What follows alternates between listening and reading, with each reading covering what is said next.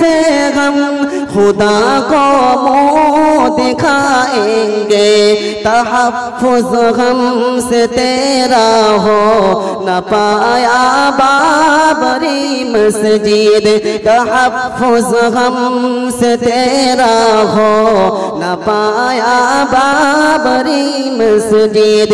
जिसे सुनते ही दिल रोता है मेरा बाबरी मस्जिद, जिसे सुनते ही दिल रोता है मेरा बाबरी मस्जिद।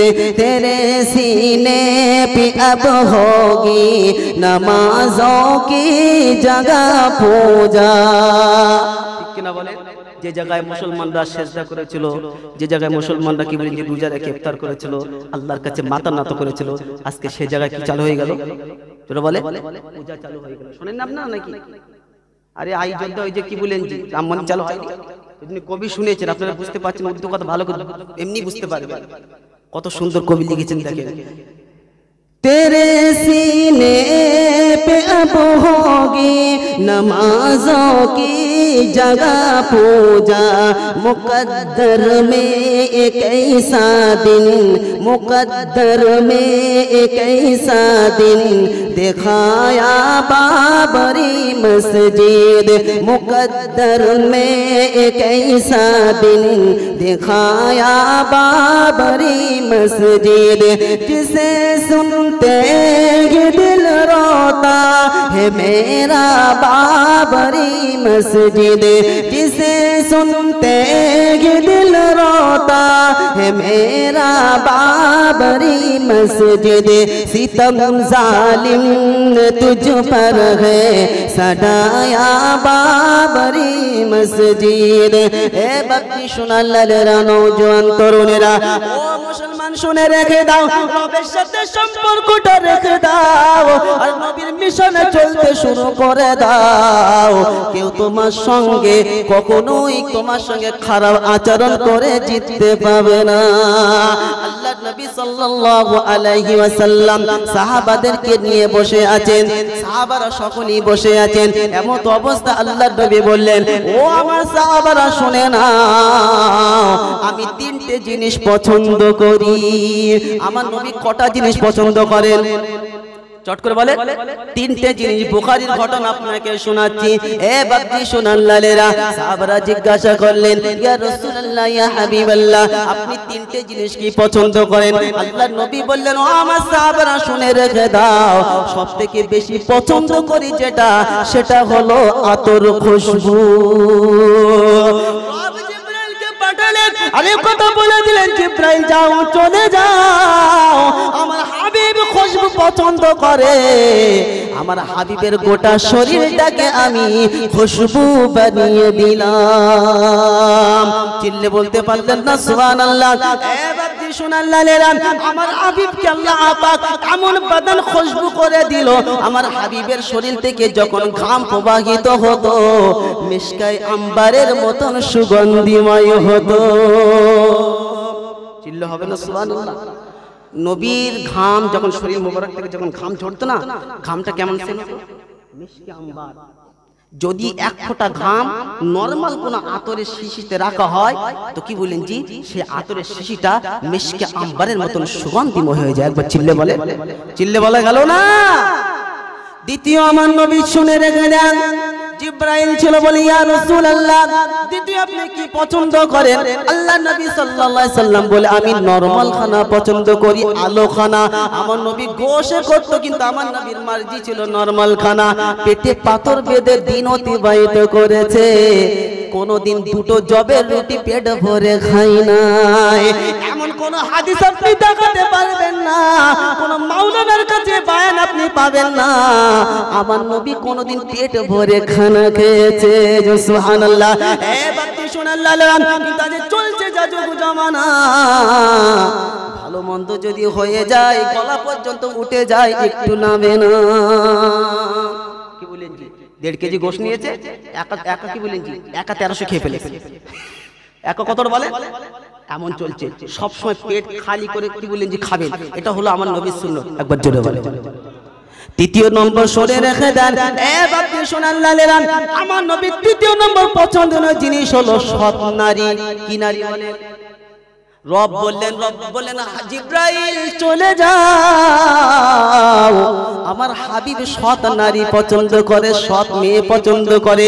আমার হাবিবের বিয়ের জিম্মাদারি আমি আল্লাহ দিয়ে নিলাম। সুবহানাল্লাহ। আমার হাবিবের বিয়ে আমার পক্ষ থেকে হবে। আল্লাহর নবী সাল্লাল্লাহু আলাইহি ওয়াসাল্লামের বিয়ে শুনে রেখে দেন, আল্লাহর পক্ষ থেকে হয়েছিল। নওজোয়ান তরুণেরা সাহাবারা বসে আছেন, আল্লাহর নবী সাল্লাল্লাহু আলাইহি ওয়াসাল্লাম এই কথা বলতে লাগলেন। তাহলে আল্লাহর নবীর তিনটে পছন্দের জিনিস ছিল। কি কি? এক নম্বর হচ্ছে আতর। এক নম্বর কি? আতর। আল্লাহ পাক নবীর গোটা শরীরটাকে কি বলেন জি একেবারে মেশকে আম্বারের মতন বানিয়ে দিল। দ্বিতীয়, আমার নবীর আলোখানা, অর্থাৎ তৃতীয় নম্বর হলো আমার নবী সৎ নারী পছন্দ ছিল। ওই জন্য আল্লাহ পাক কি বলেন যে আমার নবী মুহাম্মদ সাল্লাল্লাহু আলাইহি ওয়াসাল্লামের বিয়ে আসমানে পড়িয়েছিল। একবার জোরে বলতে পারবেন না? আর একবার চিল্লে হবে না? আল্লাহর নবী সাহাবারা সামনে বসে আছে, এমন অবস্থা আল্লাহর নবী সাল্লাল্লাহু আলাইহি সাল্লাম আবু বকরকে জিজ্ঞাসা করলেন, ও আবু বকর তোমার কি কি পছন্দ বলো? হযরতে আবু বকর বললেন, ইয়া রাসূলুল্লাহ, ইয়া হাবিবাল্লাহ, আমারও তিনটে জিনিস পছন্দ আছে। কটা জিনিস? তিনটে জিনিস। সর্বপ্রথম হলো আমার দিলে তামান্না, আমি সদা সর্বদা আপনার দিকে চেয়ে থাকি। এবং আল্লাহ পাক আমার নবী এত সুন্দর বানিয়েছিল, কাফের দুশমনরা মুখের দিকে তাকালে মুখ ফিরাতে চাইতো না। আবু বকরের কি রুচি ছিল? যে ইয়া রাসূলুল্লাহ, আমার ইচ্ছা তামান্না যে আমি সব সময় আপনার দিকে তাকিয়ে থাকি। একবার জোরে বলতে পারবেন না? রব বললেন, জিবরাইল যাও, চলে যাও, আমার আবু বকরের এটা পছন্দ, সমস্ত সাহাবা ছুটি করে দাও। আমার হাবিবের বডিগার্ড হিসাবে আবু বকরকে জিম্মাদারি দিয়ে দিলাম।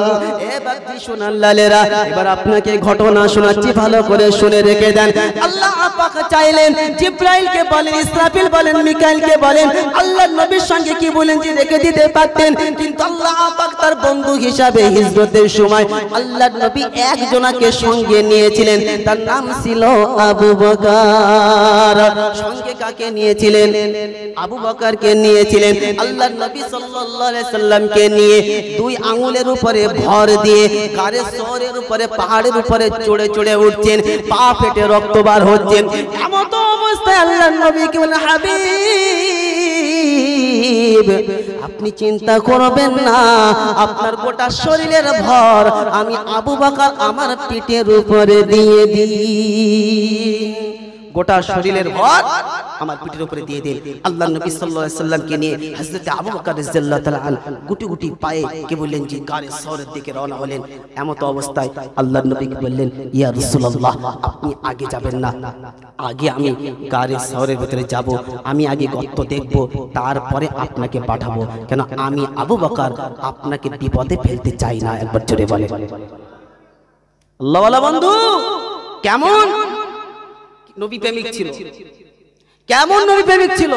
আল্লাহ সাহায্য মুসলমানদের সঙ্গে আছে, ভুলে যাবেন না। এখান থেকে বয়ান শুরু করেছিলাম, এখানেই শেষ করব ইনশাআল্লাহ কোরআনের আয়াত দিয়ে। মনে থাকবে ইনশাআল্লাহ, ঈমানওয়ালার সঙ্গে আল্লাহ সাহায্য আছে। আল্লাহ ওয়ালা বন্ধু। ঠিক এমত অবস্থায় আল্লাহর নবী সাল্লাল্লাহু আলাইহি সাল্লাম বাইরে দাঁড়িয়ে আছেন। আবু বকর সব কিছু দেখার পরে বললেন, ইয়া রাসূলুল্লাহ, আপনি এবারে আসেন। আল্লাহর নবী সাল্লাল্লাহু আলাইহি সাল্লামকে নিয়ে আসলেন। আল্লাহ নবী সাল্লাল্লাহু আলাইহি সাল্লাম ঘুমিয়ে পড়লেন। এ বাকি শোনা লালেরা, নওজোয়ান তরুণেরা, আল্লাহ পাক বলেন, ও জিবরাইল সাক্ষী দেখো, আমার আবু বকরের ইচ্ছা এটাই ছিল, আমার আবু বকরের রুচি এটাই ছিল, আমি যেন সদা সর্বদা মুহাম্মাদের চেহারার দিকে তাকিয়ে থাকি। ও জিবরাইল, আজকে কবে শহরের ভিতরে আবু বকর রাখা, আর আবু বকরের রানের উপরে আমার হাবিবের সার মোবারক রেখে দিয়েছি। আজকে যত ইচ্ছা আবু বকর আমার হাবিবকে দেখবে। চিল্লে হবে না সুবহানাল্লাহ। গারে শহরের ভিতরে দুজন আবু বকর রাদিয়াল্লাহু তাআলা জানটা করে দেখলেন, যা কিছু ইচ্ছা ছিল ঈমানওয়ালার সবকিছু পূরণ করেছে কে? মুসলমানের ইচ্ছা পূরণ করবে কে? কিন্তু আমাকে আপনার কাছে তো হতে হবে, মুসলমান তো হতে হবে। তাহলে আবু বকরের প্রথম ইচ্ছা ছিল, রুচি ছিল আল্লাহর নবীকে জান ধরে দেখবে, আল্লাহ পূরণ করলেন। দ্বিতীয় আবু বকরকে জিজ্ঞাসা করা হলো, ও আবু বকর বলো তোমার আর কি রুচি আছে, তুমি কি পছন্দ করো? হযরতে আবু বকর বললেন, ইয়া রাসূলুল্লাহ ইয়া হাবিবাল্লাহ, আমার এইটা দিলের তামান্না যে মাল আমার হবে, খরচা আপনি করবেন, আর আমি নিজ হাতে মাল বন্টন করব, আর আল্লাহর রাস্তায় মাল বন্টন করে আমার সব কিছু একেবারে খালি হয়ে যাবে। সুবহানাল্লাহ। আল্লাহ পাক বললেন, জিবরাইল যাও, চলে যাও, আমি আমার আবু বকরের এই তামান্নাটাও পূরণ করে নিলাম। গজওয়ায়ে তাবুকের সময় আল্লাহর নবী সাল্লাল্লাহু আলাইহি সাল্লাম সাহাবাদেরকে যখন বললেন, ও আমার সাহাবারা যাও নিজের মাল আমার সামনে জোগাড় করো, হযরতে আবু বকর বাড়িতে চিরুন তল্লাশি করে যত পাত্র ছিল এমনকি ঘরে সই ছিল সব কিছু আল্লাহর নবীর সম্মুখে হাজিরা করে দিল। বাড়িতে কিছু রাখলো না, রেখে দিল না। আল্লাহর নবী বললেন, আবু বকর বাড়িতে কি রেখে এসেছো বলো? সঙ্গে সঙ্গে জবাব দেয়, ইয়া রাসূলুল্লাহ ইয়া হাবিবাল্লাহ, আমি বাড়িতে আল্লাহ এবং আল্লাহ রাসূলের নামের বরকত রেখে এসেছি। এ বাবা শোনান লালেরা, আল্লাহ পাক জিবরাইলকে বলেন, ও জিবরাইল যাও, চলে যাও, আমার হাবিবকে শুনিয়ে দাও, আসসালামু আলাইকা ইয়া রাসূলুল্লাহ। সকলেই বলেন সাল্লাল্লাহু আলাইহি ওয়াসাল্লাম। জিবরাইল আসলেন, এসে বলেন, ইয়া রাসূলুল্লাহ ইয়া হাবিবাল্লাহ, আল্লাহ পাক আপনার দোস্ত আবু বকরকে সালামটা পাঠিয়েছে। যখন আল্লাহর নবী সাল্লাল্লাহু আলাইহি ওয়াসাল্লাম এই সংবাদটা আবু বকরকে শোনালেন, আবু বকরের চোখ দিয়ে পানি টস টস করে ঝরতে লাগলো। এ বাতি শোনান লালেরা, আবু বকরের দ্বিতীয় ইচ্ছা আল্লাহ পূরণ করলেন। দ্বিতীয় ইচ্ছা এটাই ছিল, বলো ইয়া রাসূলুল্লাহ ইয়া হাবিবাল্লাহ, আল্লাহর নবী সাল্লাল্লাহু আলাইহি ওয়াসাল্লামকে বললেন, ইয়া রাসূলুল্লাহ ইয়া হাবিবাল্লাহ, আমার তৃতীয় ইচ্ছা হলো এটা, আমার কন্যা আয়েশার সঙ্গে যদি আপনার বিবাহটা হতো। বলছে জিবরাইল যাও, চলে যাও, এটাও আমি ফয়সালা করে দিলাম। কেন ঈমানওয়ালার কোনো আশা আমি, জোরে বলেন, কোনো আশা আমি আল্লাহ ফিরাবো না, শর্ত হলো মুমিন হতে হবে, তা না হলে হবে না। এ বাতি শোনান লালেরা, আবু বকর যখন ইচ্ছা পোষণ করলো, আল্লাহ পাক সঙ্গে সঙ্গে আল্লাহর নবী সাল্লাল্লাহু আলাইহি ওয়াসাল্লামকে জিবরাইলকে পাঠালেন। আল্লাহর নবী তন্দ্রাচ্ছন্ন এমন অবস্থায় দেখলেন যে একজন সুশ্রী নারী রেশমি কাপড় দিয়ে ঢাকা। আল্লাহর নবী বললেন, ইয়া আখি জিবরাইল, ও আমার ভাই জিবরাইল, এই সুশ্রী নারীকে রেশমি কাপড় দিয়ে ঢাকা কাপড়টা একটু হটাও, চিনতে পারছি না। বলেন, ইয়া রাসূলুল্লাহ, এটাই হলো আবু বকরের মেয়ে আয়েশা, অন্য কেউ না। জোরে হবে না সুবহানাল্লাহ। তাহলে আবু বকরের তিনটে ইচ্ছা পূরণ করলো কে? একবার চিল্লে বলে। আবু বকর কি ছিল? মুমিন ছিল। কি ছিল? মুসলমান ছিল, ঈমানওয়ালা ছিল। এই উম্মতের মধ্যে সর্বপ্রথম জান্নাতে যাবে যিনি, তিনি হলেন হযরতে আবু বকর। আল্লাহ ওয়ালা বন্ধু, তৃতীয় নম্বর শুনেন, আজকে যে মসজিদের জন্য আমরা ছুটছি না, কি বললেন জি? শুনেননি আপনারা? ওই যে ফিলিস্তিন, ওই মসজিদের নাম কি বলেন তো? ফিলিস্তিনে যে মসজিদ কিছুদিন পূর্বে এখনো চলছে, ওই যে ইসরায়েল যে অত্যাচার করছে ফিলিস্তিনের সঙ্গে, শোনেননি ওই মসজিদের নাম কি? মসজিদুল আকসা বা আল কুদুস। কথা বুঝেছো? ওটা হচ্ছে আমাদের প্রথম কিবলা ছিল, মুসলমানদের প্রথম কিবলার নাম হলো মসজিদ আকসা। তো এই মসজিদ আকসাকে আল্লাহ পাক সেই সময় ইসরায়েলদের কবজায় ছিল। ওই ইসরায়েলদের কবজা থেকে আল্লাহ পাক সেটা তার খলিল, শুনে রেখে দেন, তার হাবিবের প্রিয় সাহাবা হযরতে ওমর ফারুকের জামানায় পুনরায় মুসলমানদেরকে দিয়ে দিল। একবার জোরে বলে। তার মানে মুসলমানদের ঘর জবরদস্তি করে আপনি নিলেও ওটা একদিন আল্লাহ পাক মুসলমানদেরকে ফিরিয়ে দেবে। একবার জোরে বলে, হবে না? চিল্লে বলতে পারলেন না? এ বাপজি শোনান লালেরা, শোনেন বাপজি শোনান লালেরা, এমন তো অবস্থা কি হলো, আল্লাহর নবী সাল্লাল্লাহু আলাইহি ওয়াসাল্লাম ওমর তোমার কোন জিনিস পছন্দ আছে? ইয়া রাসূলুল্লাহ, জিবরাইল জিজ্ঞাসা করে আল্লাহর হাবিব উমরের কোন জিনিস পছন্দ আছে? বলছে ইয়া রাসূলুল্লাহ আমারও তিনটি জিনিস পছন্দ। কটা জিনিস? চট করে বলে তিনটি। আপনার কি ভুলে যাচ্ছেন আমি যা বলছি? অসুবিধা হচ্ছে নাকি? অসুবিধা হচ্ছে না তো? একবার দরুদ শরীফ পড়ে আল্লাহুম্মা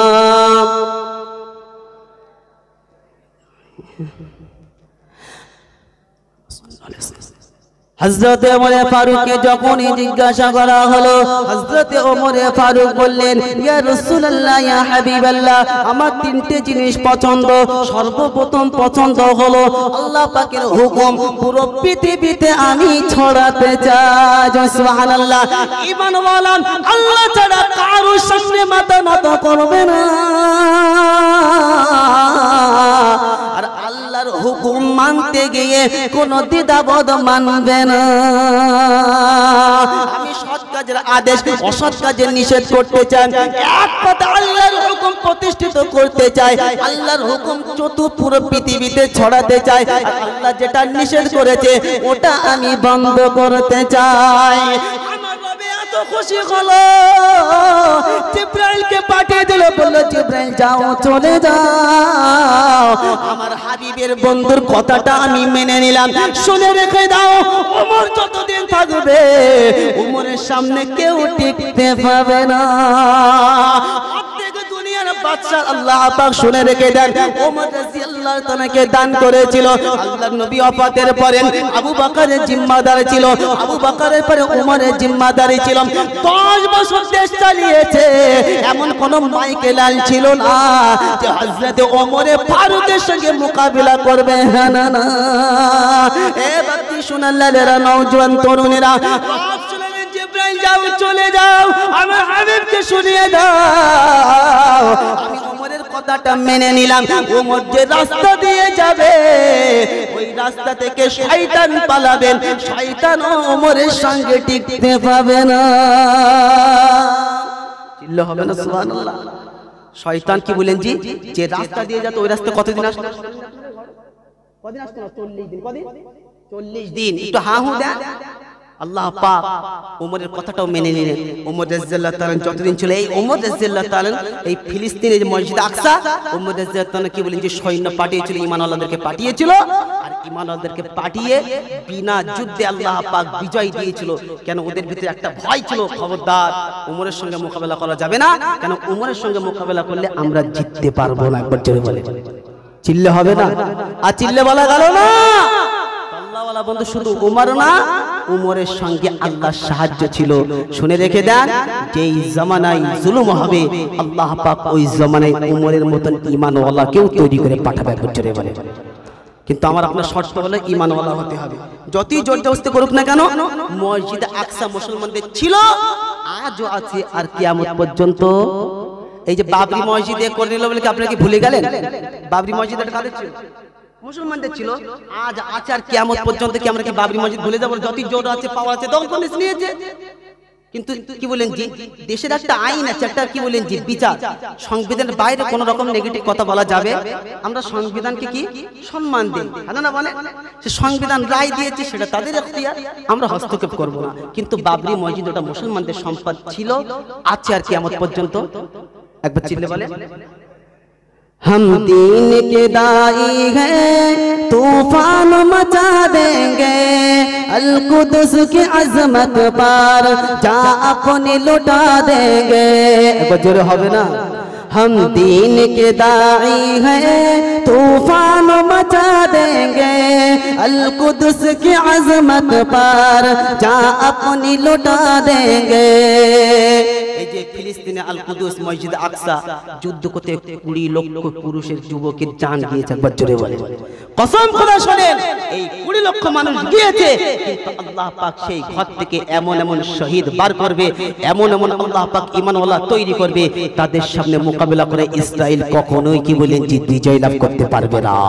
ফিলিস্তিন সুবাসী শুনে রেখে দাও, ফিলিস্তিন বাসীদের সঙ্গে আমার আল্লাহ সাহায্য আছে। কেন? ওই জায়গায় আমার আল্লাহর ঘর আছে, ওই ঘরটা হলো মুসলমানদের সম্পদ। একবার জোরে বলে ওই জন্য কবি শুনিয়েছেন, हम दीन के दाई हैं तूफान मचा देंगे, अल कुद्स की अजमत पर जा अपनी लुटा देंगे। इस्राइल तू सुन ले, करना है जो तू कर ले, हम तुझको तेरी आकर औकात तो दिखा देंगे। एक बार जोर হবে ना, इस्राइल तू सुन ले, जो करना है कर ले, हम तुझको तेरी आकर औकातों को दिखा देंगे। अल कुद्स की तौहीन की हम अपने सजा देंगे, फिर नजर उठाने की हिम्मत न को दोबारा। अल कुद्स की तौहीन की हम ऐसे सजा देंगे, फिर नजर उठाने की हिम्मत न को दोबारा। ऐ दुश्मन दिन गर तुम बस अब न आओगे, तो सुन लो बिल आखिर नुकसान पहुंचाएंगे। ऐ दुश्मन दिन गर तुम बस अब न आओगे, तो सुन लो के बिल आखिर नुकसान को पाओगे। हम अपने मैदान पे तुम भाग न पाओगे, अगर पैर भी पकड़ोगे बख्शे नहीं जाओगे।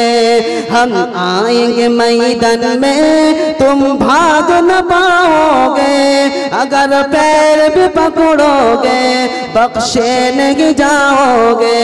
हम दीन के दाई हैं तूफान मचा देंगे, अल कुद्स की अजमत पर जा अपनी लुटा देंगे। अल्लाहुम्मा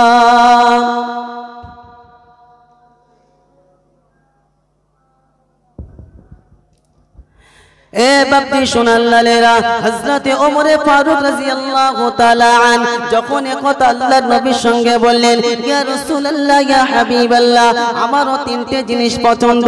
সর্বপ্রথম হলো আল আমরুনা বিল মা'রুফ ওয়ান নাহয়ু আনিল মুনকার। আমার সর্বপ্রথম পছন্দনীয় হলো আল্লাহর হুকুমকে সর্ব জায়গায় পৌঁছে দেওয়া। আমার কাজ হলো সৎ কাজের আদেশ করা, অসৎ কাজের নিষেধ করা। আর 3 নম্বর শুনে রেখে দেন, হযরতে ওমর ফারুক রাদিয়াল্লাহু তাআলার ইচ্ছা ছিল, রব্বানা, এই দিলে শুধু ভয় আপনার থাকবে, অন্য কারো না। দিলে ভয় কার থাকবে? জোরে বলে, শুধুমাত্র আল্লাহ।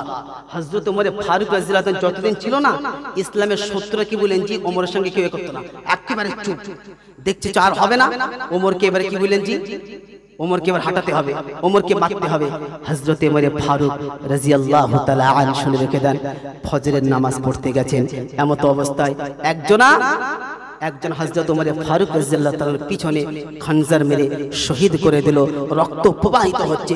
হযরত ওমর ফারুক রাদিয়াল্লাহু তাআলা আন আব্দুর রহমানকে বলছে, আব্দুর রহমান, আমাকে পরে তুলবে, আগে নামাজকে তুমি মুকম্মল করো, কেন আল্লাহর হুকুম হচ্ছে আগে। একবার জোরে বলে, চিল্লে বলা গেল না?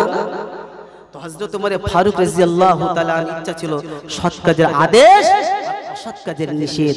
আর একটা ইচ্ছা ছিল, এ আল্লাহ, মৃত্যু তো একদিন হবে, কিন্তু মৃত্যুটা যেন আল্লাহ তোমার রাস্তায় শহীদের মৃত্যু হয়। একবার জোরে বলেন। ওই জন্য আল্লাহ পাক ওমর রাদিয়াল্লাহু তাআলা মৃত্যু শহীদ হয়েছিল, আর আল্লাহ পাক শহীদের মর্যাদা তাকে দিয়েছিল। কেন হযরত ওমর ফারুক আল্লাহর কাছে দোয়া করতেন, 3টে জিনিস পছন্দ ছিল, আমার আল্লাহ পাক 3টে জিনিসই কবুল করলেন। একবার জোরে বলেন। এমত অবস্থা আল্লাহর নবী সাল্লাল্লাহু আলাইহি ওয়াসাল্লাম উসমানকে জিজ্ঞাসা করলেন, ও উসমান, বলো তোমার কি মনের ইচ্ছা, কি পছন্দ? হযরতে উসমান গনি রাদিয়াল্লাহু তাআলা বললেন, ইয়া রাসূলুল্লাহ, ইয়া হাবিবাল্লাহ, আমার একটা জিনিস পছন্দ। সর্বপ্রথম হলো আল্লাহ পাক আমাকে যদি সম্পদ দেয়, আমার প্রথম কাজ হলো অসুস্থ ব্যক্তিকে, যাদের পরিষ্কার কাপড় নাই, যারা কি বলেন যে বস্ত্রহীন, এদেরকে বস্ত্র পরানো, এদেরকে কাপড় দেওয়া প্রথম নম্বর আমার পছন্দনীয়। দ্বিতীয় নম্বর পছন্দ হলো ক্ষুধার্তকে খানা খিলানো। জিব্রাইলকে পাঠিয়ে বলেন, জিব্রাইল যাও, চলে যাও, আমার হাবিবকে তুমি শুনিয়ে দাও। আমি উসমানের এই জিনিসকে পছন্দ করে নিলাম। আল্লাহ পাক হযরত উসমানের গনিকে এত মাল দিয়েছিল, ওই জন্য হযরত উসমানের গনি বলা হতো। এত মালদার আল্লাহ পাক করেছিল, এত সম্পদ উসমানকে দিয়েছিল। মদিনায় এমন কোন, শুনে রেখে দেন, এমন কোন পুরুষ ছিল না যে হযরত উসমানের গনির খানা সে খায় না। এ বাপজি সুনাল্লালেরা, দ্বিতীয় নম্বর, প্রথম হযরত উসমানের গনির পছন্দ নিয়েছিল যারা ক্ষুধার্ত তাদেরকে খানা খিলানো। দ্বিতীয় নম্বর পছন্দ ছিল যারা বস্ত্রহীন তাদেরকে বস্ত্র পরানো। তৃতীয় নম্বর পছন্দ নিয়েছিল তিলাওয়াতুল কুরআন, কোরআন শরীফ তিলাওয়াত করা। এ বাপজি সুনাল্লালেরা, হযরত উসমানের গনির এই আশাটাকে আমার আল্লাহ পাক কবুল করে নিলেন, এই রুচিটাকে কবুল করে নিলেন। একসময় হযরত উসমানের গনি আসরের টাইমে কোরআন তিলাওয়াত করছে। এমত অবস্থায়, শুনে রেখে দেন, হাসান হুসাইন দাঁড়িয়ে আছে। ইয়া রাসূলুল্লাহ, ইয়া হাবিবাল্লাহ, দুইজন ব্যক্তি এসেছে, পিছনে কিছু মানুষ আছে, আপনাকে হত্যা করবে। হযরত উসমানের গনিকে হাসান হুসাইন বলল, ইয়া রাসূলুল্লাহ, ইয়া হাবিবাল্লাহ, আপনি যদি অনুমতি দিন এদেরকে হত্যা করে জাহান্নামে পাঠিয়ে দেব। হযরত উসমানের গনি বলল, না না না, তোমাদের কাজে লাগবে না। হযরত আলী রাদিয়াল্লাহু তাআলা বলেন, উসমানের গনি শুনে নাও, তুমি কেন জেদাজেদি করছো? যদি তুমি বলো এদেরকে ধ্বংস করে দেব। হযরত উসমানের গনি বলছে, শুনে রেখে দাও, আজকে ফজরের সময় আমি কোরআন তিলাওয়াত করেছিলাম। কোরআন তিলাওয়াত করতে করতে একটু তন্দ্রাচ্ছন্ন আসলো, আল্লাহর নবীর সঙ্গে আমার জিয়ারত নসিব হলো। সুবহানাল্লাহ। এ বাপজি সুনাল্লালেরা, নওজওয়ান তরুণেরা, হযরত উসমানের গনি বললেন, আল্লাহর নবী আমাকে বললেন, উসমান শুনে নাও, ও উসমান শুনে নাও, তোমাকে মানুষ শহীদ করবে আর কোরআনের উপরে রক্ত প্রবাহিত হবে। তুমি যখন কোরআন তেলাওয়াত করবে তোমাকে শহীদ করা হবে। তুমি যদি সবর করো তাহলে শহীদি মৃত্যু তোমার হবে। সুবহানাল্লাহ। হযরত উসমানের গনি রাদিয়াল্লাহু তাআলা বললেন, ও আলী শুনে রেখে দাও, আমি সবর করব। আমার মৃত্যুটা যদি আল্লাহর রাস্তায় শহীদ মৃত্যু হয়, আমার নবী এটা বলেছে, আমার নবী মুহাম্মদুর রাসূলুল্লাহ সাল্লাল্লাহু আলাইহি সাল্লাম শুনিয়েছেন, ও উসমান যদি মনে করো সন্ধ্যাবেলায় আমার সঙ্গে তুমি মুলাকাত করবে। হযরত উসমানের গনি সেই সময় রোজা ছিল। আল্লাহর নবী সাল্লাল্লাহু আলাইহি ওয়াসাল্লাম বললেন, ও উসমানের গনি শুনে রেখে দাও, যদি মনে করো জান্নাতে আমার সঙ্গে তুমি এক প্লেটে ইফতারি করবে, তাহলে তোমার করণীয় হলো সবর করা। হযরত উসমানের গনি আলীকে যখন কথা বললেন, হযরত আলী চুপ হয়ে গেলেন। হযরত উসমানের গনি কোরআন তেলাওয়াত করছেন, এমন অবস্থায় পিছন দিয়ে এসে হযরত উসমানের গনির পিঠে এমন জোরে আঘাত করা হলো, তরবারিটা একেবারে সিনা দিয়ে বার হয়ে গেল। সিনা থেকে রক্ত প্রবাহিত হচ্ছে। এমন অবস্থায় কোরআন শরীফের ওই আয়াতের উপরে ফাসায়াকফিকাহুমুল্লাহ, তোমাদের জন্য একমাত্র আল্লাহই যথেষ্ট। জোরে হবে না সুবহানাল্লাহ? ঈমান আল্লাহর জন্য কে যথেষ্ট? জোরে বলে, আল্লাহই যথেষ্ট। হযরত উসমানের গনি তিনটা আশা পূরণ করলেন, কে? আল্লাহ। ঈমানওয়ালার আশা পূরণ করবে কে? আমার অভাব, আমার দরিদ্র, অসুবিধা, বিপদে পড়েছি, আগে কোথায় যাবো বলো? যার অর্থ আছে তার কাছে ভাইটি দে না, খুব বিপদে পড়েছি। ও আপনাকে লাথি মারবে, আর সর্বশেষ যখন সবাই লাথি মারবে তখন আল্লাহ তুমি ছাড়া কেউ নেই। ফেরেশতা বলছে, এইটা তুই ভালো বুঝলি, তখন প্রথম গেলি কথা বুঝতে পারছিস না? প্রথমে যাওয়ার দরকার ছিল কোথায়? তোর বলা আল্লাহর কাছে। গেছি কখন? সবাই যখন লাথি মেরেছে তখন। কথা বুঝতে পেরেছেন? আল্লাহ বন্ধু, আল্লাহর সঙ্গে কানেকশন দেখেন। আপনারা কি ওয়াজ ভুলে গেছেন? আমি কি ওয়াজ শুরু করেছিলাম? মুসলমানের সঙ্গে কি আছে? আল্লাহ আছে। কিন্তু আমাদের করণীয় হলো সম্পর্ক কার সাথে রাখতে হবে? আল্লাহর সঙ্গে রাখতে হবে।